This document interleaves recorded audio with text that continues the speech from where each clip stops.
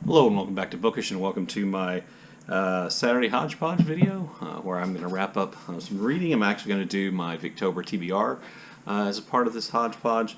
And then I want to shout out a really great thing happening on YouTube for this Victober, and just discuss some other issues. So I want to start off by making my September wrap-up a part of this video, just because of the way scheduling worked out. It's just easier for me to make my wrap-up part of my Saturday Hodgepodge. So I read 6 books in September, which, if you haven't been following along, you might think, wow, only 6 books. Well, that's a pretty good month for me.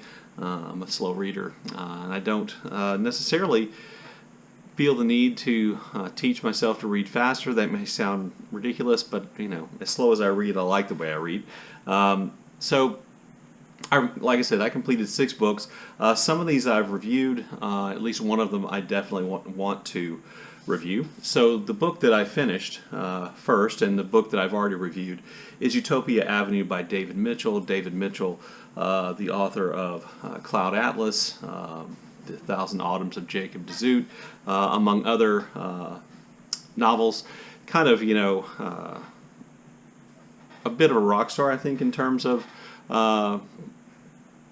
modern fiction, at least modern fiction produced in England or in the English-speaking world. You can look up my review for Utopia Avenue if you want to, but I'll just say that I was disappointed. I was not the least bit disappointed in An Heir to Murder by Charles Heathcote. Charles Heathcote is a booktuber and an author, and this is his first cozy mystery. I also did a complete review of this, in which I talked about how much I just enjoyed it and what a sheer kind of reading pleasure it was. And you can find that review on my channel as well. I also, for Latinx Heritage Month, I read Cantoras by Carolina de Robertis. I always say her name wrong. And I do plan on doing a full review of this book, but this book basically involves friendship and love affairs between 5 gay women in Uruguay during the period of military dictatorship there, and all the dangers that went along with their relationships and just their regular lives. I liked the book. I didn't think the book. I thought the book started off stronger than it finished, but like I said, I think Thursday of this week I'm going to do a full review of this book. I had a couple of buddy reads, and I'm a part of a couple of group reads that took place in, and are still taking place in September, two of which actually will carry over into October. So I finished reading All Aunt Hagar's Children, a collection of short stories by Edward P. Jones. Edward P. Jones is the author of The Known World, which is really a great, great novel. I buddy read this with Patrice Jones, I think, as I've been saying, at least every Saturday for 6 weeks, and we did finally finish this. There are some good stories in here, some moving stories. Jones can definitely write, and he has a distinctive style. But as I think I said before, sometimes when you read a collection of short stories, the things that you don't like about an author's work, or the things you don't like about their style, or elements of their style that are repetitive, show up when you read the stories that way. Because oftentimes, collections of stories are exactly that. These are stories that were written and published in other formats and not together. And when you read them all together, sometimes it has, I think, a negative impact on the work as a whole. And that was true for some of these stories, but I did like it. I also buddy read Scar Lover by Harry Crews with my buddy Alan from Big Hard Books and Classics. He has posted 2 videos about Scar Lover and about Harry Crews. I'll leave links to those down below. I read this book, and I will say that this is one of those books that I would say I enjoyed in spite of myself sometimes. The enjoyable thing about it was being wrong-footed all the time. I'm sure this is true for you as it is with me. When you read a lot of books and you've read for a long time, you kind of feel like you can predict what's going to happen next. I'm not talking about this book as necessarily as a mystery, even there are some elements like that. But you feel like you can predict what's going to happen. For me, with Harry Crews, not so much here. It is definitely Southern Gothic. Alan, in his videos, referred to it as grit-lit. It is gritty. The characters, the main character here, Pete Butcher, is at times incredibly unlikable. His backstory is incredibly sad and disturbing. the people he meets are sometimes behave in macabre ways, and so I'll leave it at that. I would say, that I'm not sure that Harry Crews fits in with modern ideas about how he deals with at least the female characters in this book. It's not that they're not strong characters; they are, but they have a tendency to be in positions. Well, one of the characters has a position to be kind of like, almost like a dream girl with. Even with a little note of badassness mixed in there. Anyway, I did enjoy reading the book. I'm also a part of a Toni Morrison reading group on Voxer, and that group's goal was to read all of Toni Morrison's novels this year.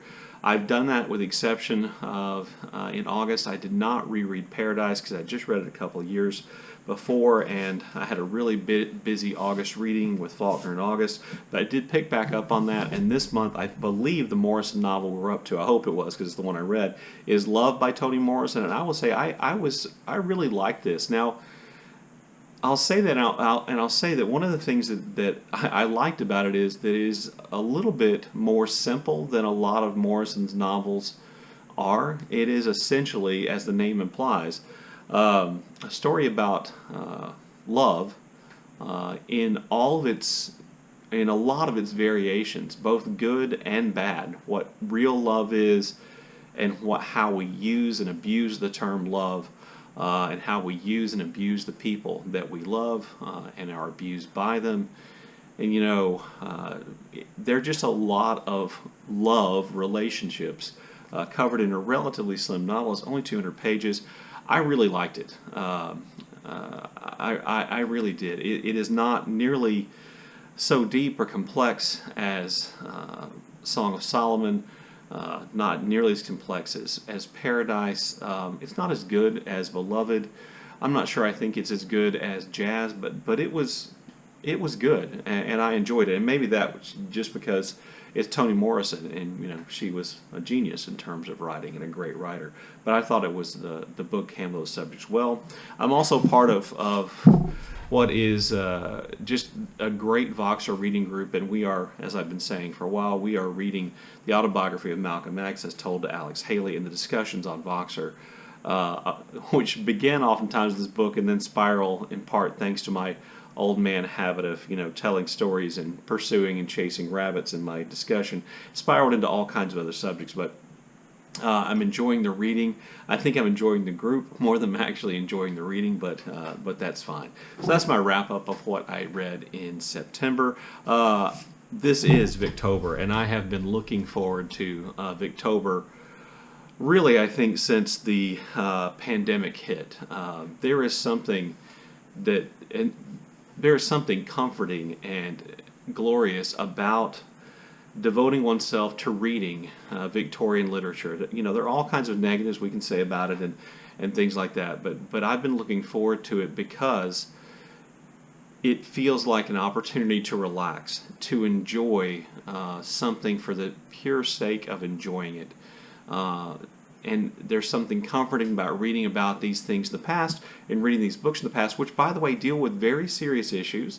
Victorian literature doesn't shy away from dealing with the difficult issues of the time, but it deals with them it talks about them, but I think it's somewhat reassuring to know that we have moved beyond a lot of the problems and things that are discussed in the book, some not, and this also makes them relevant today. You can still see that some of the problems discussed in these books have not been worked out. Anyway, been looking forward to Victober. I do have a relatively limited Victober TBR. I've only chosen 4 books. If I can get to more, I will.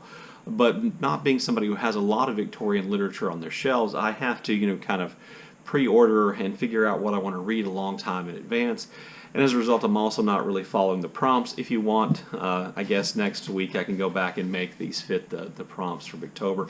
I will try to remember to leave a link to all the hosts of Victober down below, where you can find their prompts and their introductory videos. If you've never done Victober, like any other read-along, let me encourage you to at least dip your toe in if you haven't read a lot of Victorian literature. to pick something out, something that maybe you reread from high school that you didn't like, or a book that's on your shelf, that you don't know how it got there, a book that your partner read in college and somehow it's on your bookshelf you've never read. Because, it is I think Victober is one of the great events that takes place on BookTube. And I gleefully look forward to participating in it. And now I've gushed about Victober for a long time. So let me tell you what 4 books I chose. The first book I chose is Barchester Towers by Anthony Trollope. I read The Warden by Trollope last year, which is in some way kind of like the prelude to these books, this series of books. And this book I found at a half-price books a year ago, and it is a beautiful maroon Everyman Library copy. It's got its own ribbon to use as a bookmark. I have a bookmark in there now, and I love everything about this book so far. I haven't gotten very deep into it, but I love the humor with which Trollope approaches and characterizes his characters and the way he set up the novel so far. I love holding the book. I love the font. I love the way the pages. Anyway, I'm enjoying this. That's my first read. I'm also going to reread. Oftentimes during Victober, I end up rereading books that I read a long time ago. I'm rereading Jane Eyre by Charlotte Bronte. This will mean that I've read, for Victober, I've read a book by all the Bronte sisters, Tenant of Wildfeld Hall. I read Wuthering Heights last year. But Jane Eyre I'm looking forward to. I also, decided to read an author I've never read before, and that's George Gissing, and I wanted to read The Odd Women. I believe I saw Katie from Books and Things. She's one of the hosts of Victober. Read this book last year or maybe the year before and reviewed it and made it sound really interesting and made Gissing sound like an interesting author. And then, in case I run short on time, I'm also have a really short book. That's Dr. Jekyll and Mr. Hyde by Robert Louis Stevenson. I'm planning on reading this near the end of the month. That'll fit in kind of also with Halloween theme, and every Victober that I participated in, this will be my third, I've read a book by Robert Louis Stevenson. He's kind of my go-to Victober author, and so I'm going to read this copy of Dr. Jekyll and Mr. Hyde. I'm also still, we won't be finished with the autobiography about Malcolm X. I'll be doing that. I'll be reading whatever the next Toni Morrison novel is this month, hopefully as well. And so that, that'll make, 5.5, 6-ish books that I'll read. Also, if you've been watching my channel, I've tried to get back to my writing project, and that has taken up some of my reading time. So there you go. That's my Victober TBR, and a really long-winded one at that. I also wanted to just give a shout out to what I think is one of the single greatest things that's ever happened in the history of BookTube. Now, like I said, I've only been on BookTube for 3 years, but as a part of this Victober, about 24 creators have gotten together and they've collaborated to create this interactive story on their channels. You have to access it through Kate Howe's channel. It's called The Fate of Jane Moore, a Victober Choose Your Own Adventure. And I did this morning. And what they've done is masterful. They've written a story with all these different alternative endings and directions that you can choose to go. And they have taken advantage of the way the YouTube platform works, so that when you watch the first video, you'll be given 2 options. You can choose what Jane does next, and you click on the link and you go to the next video, and then at the end of that video there'll be 2 more choices, and it's just brilliant. It's one of those things that makes me happy that I found BookTube. I just think it's one of the great BookTube things that's ever been done, and all those creators. I'm just incredibly impressed by the whole thing.